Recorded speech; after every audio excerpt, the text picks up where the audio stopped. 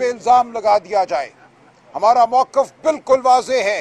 वज़ीर आला खैबर पख्तूनख्वा ने किसी को कोई धमकी नहीं दी गैर कानूनी नौइयत की।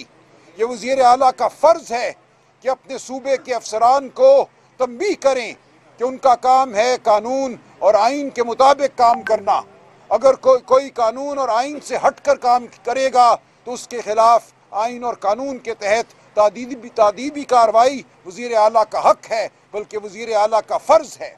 इससे ज़्यादा वज़ीर आला साहब ने कुछ नहीं कहा। हम अपना तफसीली जवाब इलेक्शन कमीशन में दायर करेंगे और उसमें तमाम तफसीलात सामने होंगी। लिहाजा जो इल्ज़ाम लगाया गया है वज़ीर आला साहब पर वो बिल्कुल बेबुनियाद है। यह भी हमने इलेक्शन कमीशन को बताया कि इसी नौइयत की एक दरख्वास्त सूबा खैबर पख्तूनख्वा में भी ज़ेर समात है। वहाँ की इलेक्शन कमीशन की इंतज़ामिया ने भी एक नोटिस दे रखा है।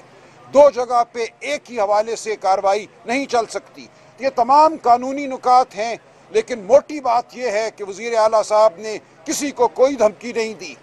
कानून के हवाले से बात करना, ये कहना कि कानून पर अमल करो वरना तुम्हारे खिलाफ कार्रवाई होगी, ये कोई धमकी नहीं है।